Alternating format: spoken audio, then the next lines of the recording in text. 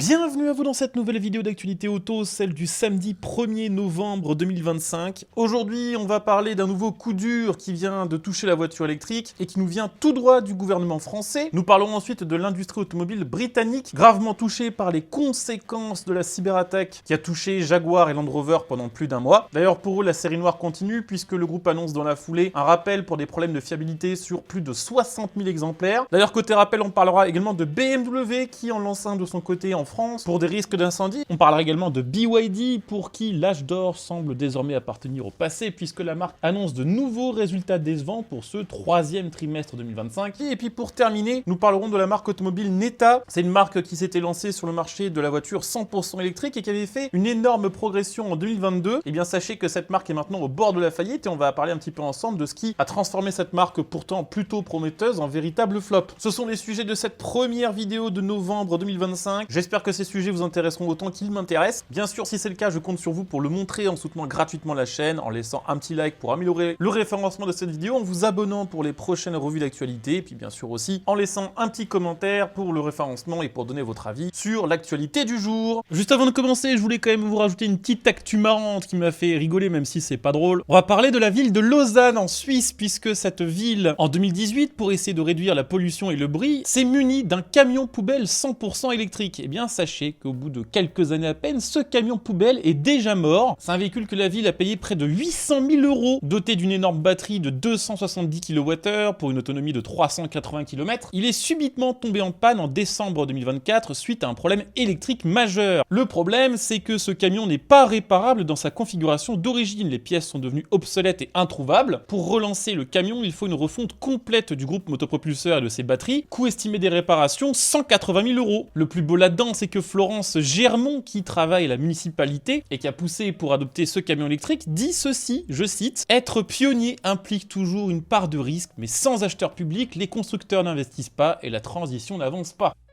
Je vous le disais, nous allons commencer cette vidéo en parlant du nouveau coup dur qui nous vient tout droit du gouvernement français et qui touche la voiture électrique. C'est une mauvaise nouvelle qui arrive à un mauvais moment parce que on veut absolument nous pousser dans les bras de la voiture électrique, à grands coups de malus, à grands coups d'incitation fiscale, et alors que le marché de la voiture électrique est toujours face à un plafond de verre, les députés français viennent de supprimer une aide à la voiture électrique. Effectivement, hier, les députés ont rejeté les amendements qui visaient à prolonger jusqu'au 31 décembre 2027 le crédit d'impôt pour l'installation de bornes de recharge. Lors de l'examen du projet de loi de finances 2026, le budget français pour l'année prochaine, la majorité des députés ont mis fin à ce dispositif qui est pourtant jugé stratégique et indispensable par les différents acteurs du secteur et par les défenseurs de la voiture électrique. Concrètement, ça veut dire quoi? Ça veut dire qu'à partir du 1er janvier 2026, les particuliers ne pourront plus profiter du crédit d'impôt de 500 € pour l'installation d'une borne de recharge à domicile. Pour info, 500 € dans la plupart des cas, c'était capable de couvrir l'intégralité de l'achat et de l'installation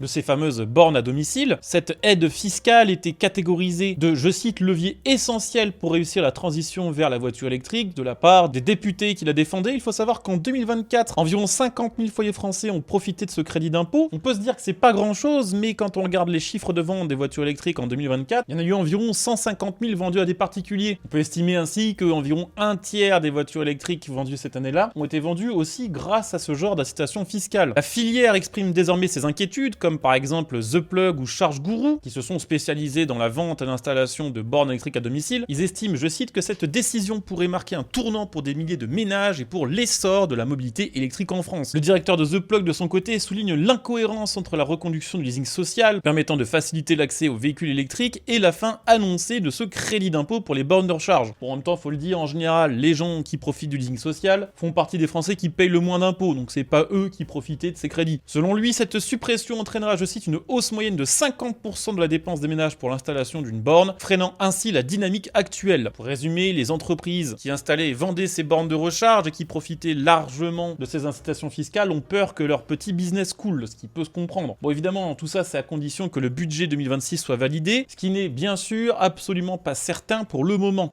Sur un tout autre sujet, je voulais bien sûr vous parler de nos chers amis de chez Jaguar et Land Rover qui ont vécu une année quand même assez cataclysmique. On rappelle qu'en septembre, ils ont été victimes d'une cyberattaque. On en avait parlé de nombreuses fois en vidéo parce que quasiment toutes les semaines, Jaguar repoussait la reprise de la production. Puisque oui, à cause de cette cyberattaque, Jaguar et Land Rover étaient non seulement dans l'incapacité de vendre des véhicules au niveau mondial, mais également dans l'incapacité de les produire. Et bien sachez que les conséquences liées à cet arrêt de la production pour l'industrie automobile britannique ont été assez lourdes. Alors déjà, ça a coûté très cher au groupe Jaguar Land Rover, environ 60 millions d'euros de préjudice par semaine. En plus de ça, près de 40 000 véhicules qui étaient déjà assemblés ont perdu leur traçabilité informatique et sont devenus tout simplement introuvables dans le système. Mais au niveau national, il y a eu aussi de lourdes conséquences puisque la production automobile a chuté de 27% en septembre. Le groupe Jaguar Land Rover représentant entre un quart et un tiers de la production nationale. Une production qui a chuté à 51 000 unités sur cette période, soit le plus bas niveau pour ce mois depuis 1952. Et ça tombe au mauvais moment parce que l'industrie automobile britannique était déjà dans la panade avec une baisse globale sur 2025 du nombre d'unités produites en Angleterre de 8%. Petite parenthèse, sachez qu'au niveau des utilitaires, on annonce carrément une chute de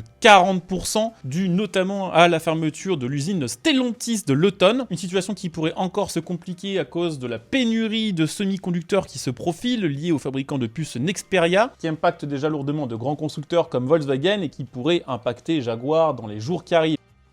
Bon après, il faut le dire, clairement, le groupe Jaguar Land Rover n'a besoin de personne pour se saboter, puisque tout juste après avoir relancé la production de ses véhicules, Jaguar Land Rover doit faire face à une nouvelle catastrophe, un nouveau contretemps, un rappel de plus de 60 000 véhicules qui vont devoir repasser par les ateliers pour corriger un défaut moteur. C'est pas de peau, ça tombe sur les modèles les plus accessibles de ces marques, le Jaguar E-Pace ainsi que le Range Rover Evoque, des modèles récents produits entre 2021 et 2024 pour un problème logiciel. Ces modèles hybridés souffrent d'une erreur logicielle qui peut provoquer un calage moteur imprévisible, un risque évident pour la sécurité, puisque si vous calez au milieu de l'autoroute, au milieu d'un rond-point, c'est assez facile d'imaginer les catastrophes qui pourraient se dérouler. La réparation consiste en une simple mise à jour électronique, on ignore toutefois si cette opération est déjà disponible dans l'ensemble du réseau, ni combien de temps elle nécessitera. Et d'ailleurs, petite parenthèse aussi par rapport à ce sujet, Jaguar Land Rover vient également d'annoncer un autre rappel, celui-ci dans le cadre des airbags Takata, pour les Jaguar XF et XE produites entre 2007 et 2017, ainsi que pour les Range Rover Discovery produites entre 2015 et 2017. Des rappels qui viennent s'ajouter à une réputation de fiabilité assez fragile dans ce groupe. Bref, Jaguar Land Rover aurait pu rêver d'une meilleure reprise de la production.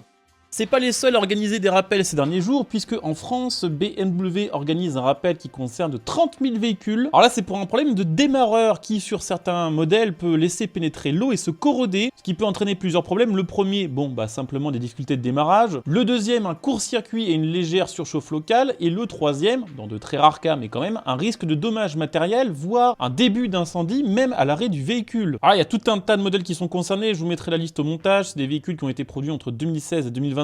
C'est une intervention qui est gratuite qui sera mise en place par BMW pour changer la pièce qui va durer de 30 minutes à 1h30 selon le véhicule et qui se fait dans n'importe quelle concession du réseau BMW. Du côté de chez BYD, ça va pas fort non plus. Enfin si, il faut être honnête, ça va plutôt bien, mais la période faste où tous les mois la marque présentait des records semble derrière elle. En effet, BYD a vu son bénéfice net chuter de 32% au troisième trimestre 2025 à tout de même 950 millions d'euros. C'est le deuxième trimestre consécutif de recul après une baisse de 30% déjà enregistrée au printemps. Une baisse de régime qui est expliquée par la guerre des prix et la saturation du marché chinois en voitures électriques. Ça fait suite à une autre mauvaise nouvelle puisqu'en septembre, BYD avait dû revoir son objectif annuel de vente à la baisse, passant de 5,5 millions d'unités prévues initialement à 4,6. En Europe, la dynamique est réelle mais insuffisante pour compenser les difficultés en Chine puisque d'après l'ACEA, sur l'Europe élargie, BYD a vendu 100 000 voitures, c'est une augmentation de presque 300%, mais c'est peanuts comparé à la perte de BYD réalisée en Chine. Pour terminer, nous allons parler de la marque automobile Neta. C'est une marque qui s'est lancée en 2022 sur le marché de l'automobile électrique et qui avait en 2022 réalisé une percée assez impressionnante. En 2022, elle avait vendu 152 000 véhicules, ce qui était très bien pour une marque sortie d'un peu nulle part. Mais voilà, le temps est passé et Neta se retrouve maintenant dans de graves difficultés. Les ventes avaient déjà beaucoup chuté en 2025 avec seulement 87 000 unités, c'est la moitié de ce qu'elle avait réalisé en 2022. Et puis en 2025, patatras, la marque n'a écoulé que 1200 900 unités au premier trimestre 2025, probablement donc 5000 au total sur l'année, 30 fois moins qu'en 2022. Désormais, la marque est placée en redressement judiciaire et le constructeur cherche à se réorganiser face à la guerre des prix qui plombe ses marches et a une réputation ternie. Effectivement, Neta a été touché par tout un tas de crises, la guerre des prix, et ça affecte également BYD dont on parlait juste avant, c'est le marché chinois de la voiture électrique qui est extrêmement concurrentiel, sur lequel les grandes marques comme BYD peuvent se permettre de vendre à perte parfois, histoire de faire tellement baisser les prix que les petites marques comme Neta, qui n'ont pas les reins assez solides, ne peuvent pas suivre le marché et disparaissent purement et simplement. Mais en plus de ça, il y a eu plusieurs enquêtes, notamment par Reuters, qui ont révélé que Neta, ainsi que la marque Zeekr, avaient gonflé artificiellement ses ventes. Alors ça s'appelle les immatriculations tactiques en Europe et tout le monde en fait, mais Neta, c'était arrivé à un niveau stratosphérique. La marque immatriculait des milliers de véhicules elle-même pour rassurer ses investisseurs. Et puis la marque a également eu des problèmes avec son réseau de concessionnaires, puisque vu qu'elle avait plus d'argent, elle a tout simplement pas pu payer une partie des concessions qui travaillaient pour elle, qui ont donc